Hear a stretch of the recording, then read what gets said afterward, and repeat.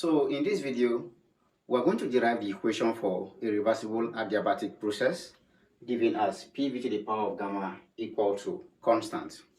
First, let's start by stating our non-flow energy equation. The Q equals du plus dW. Now, we know that for an adiabatic process, there is no heat transferred. So heat, the Q, is equal to 0 for an adiabatic process. So this simply implies that that equation becomes du plus dW to be equal to 0. Let's call this equation 1. Now recall, du itself, or U is a function of temperature. U is a function of temperature, that's the internal energy. Therefore, du is given simply as Cv dt. Okay, so in place of du, we simply plug in Cv dt. Also, our dW is given simply as P dV, which is the work done. So this simply implies that the equation 1 becomes, in place of du, we have Cv dt plus, in place of dW, we have P dV, and this is equal to 0. So we call this equation 2. Now, recall from equation of state. From equation of state, you have PV to be equal to RT. So therefore, if I differentiate PV, the PV is simply going to be what? The RT. We have this. So let's differentiate PV. Now, this is a product of two functions. So if you're differentiating, you're going to have P dV plus V dP. So keep P, differentiate V, plus keep V, differentiate P. And this is going to be equal to, the same thing goes for the right hand side. So I'll have R dt plus T dR. But recall that R here is a gas constant. Therefore, the R itself is going to be equal to 0. So if the R is 0, automatically this man here becomes 0. Therefore, this equation now becomes P dV plus V dP equals R dt. So from this equation, let's make dt the subject of the formula. We are going to have, okay, skip this here. So we are going to have that dt is equal to, so if we divide both sides by r, we simply have dt. So we have P dV plus V dP, P dV plus V dP all over R. This gives us our dt. So we come now to this equation 2. In place of dt, we plug in that value. We are going to now have Cv. Remember, dt. In place of dt, we simply plug in this value, which is P dV plus V dP all over R plus, we have here P dV. So plus P dV, and the whole of this is equal to 0. Okay, so let's factor out R from this equation, or simply let's expand this bracket. Let's simply expand the bracket. We are going to have Cv P dV over R plus Cv V dP over R. Okay, plus P dV equal to 0. So we have this. Okay, so let's see if anything is common. I have P dV here, I have P dV here, so let's bring them together. I'm going to have Cv P dV over R plus P dV plus Cv V dP over R, and this is going to be equal to 0. Okay, so let's see what can go here. P dV is common. P dV is common here. So let's factor P dV.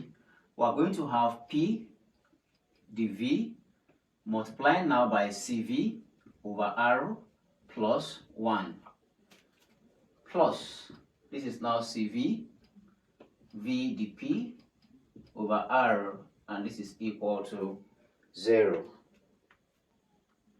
So if we rearrange this bracket, we are going to have P dV into, this is now going to be CV, simply cross multiply R times 1 here gives us plus R all over R, plus I have CV V dP over R to be equal to 0. So let's make some space here. So from here, let's pull out 1 over R. We are going to have this is P dV. We are going to have P dV over R multiplying CV plus R plus, I have here CV V dP over R. CV V dP over R to be equal to 0. Now recall, please keep this in mind. CV, the sum CV plus R is given simply as Cp, which represents the specific heat at constant pressure. Cv represents specific heat at constant volume. So this sum is simply given as Cp.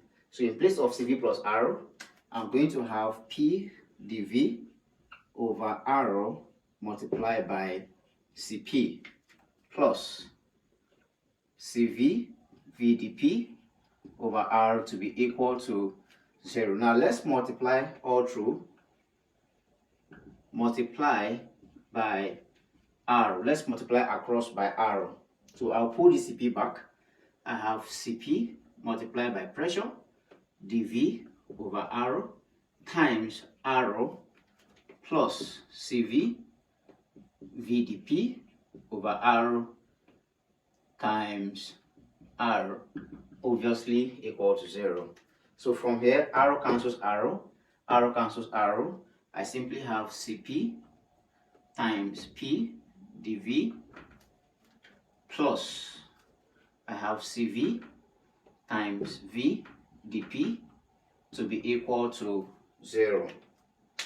So from here, divide both sides by, let's divide both sides. Divide all through by Cv multiplied by P, right? Cv times P. So let's divide all through by Cv times P. So I have here Cp times P dV over Cv times P plus Cv times V dP over Cv times P, and this is equal to 0. So observe that from here, I'm going to have P cancels P here, and over here I'm going to have Cv cancels Cv here.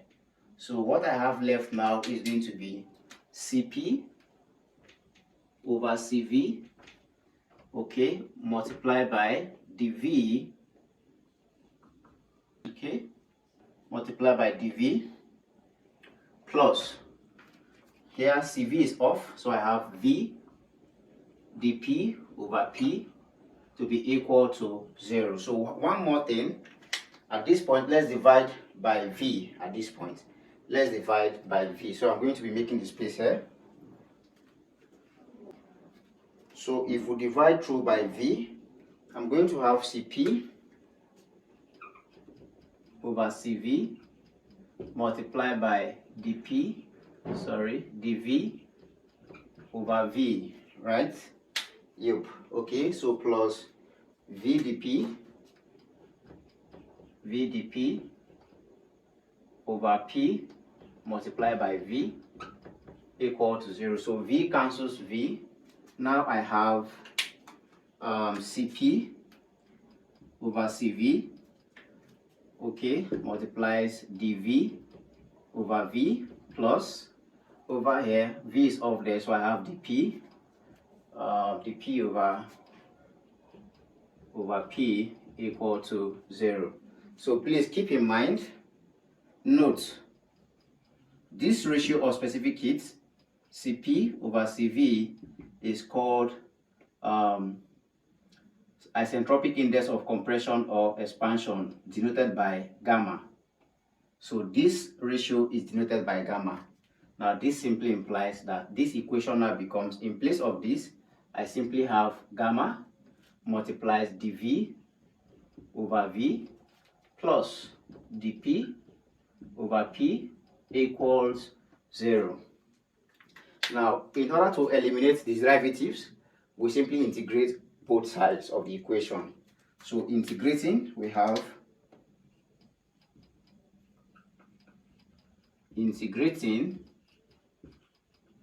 have gamma integral dV over V plus integral dP over P equal to, the integral of 0 gives us a constant k, because 0 is a constant, so the integral of the constant gives us a constant. Okay, so we have this. So if I integrate dV over V, I'm going to have ln V.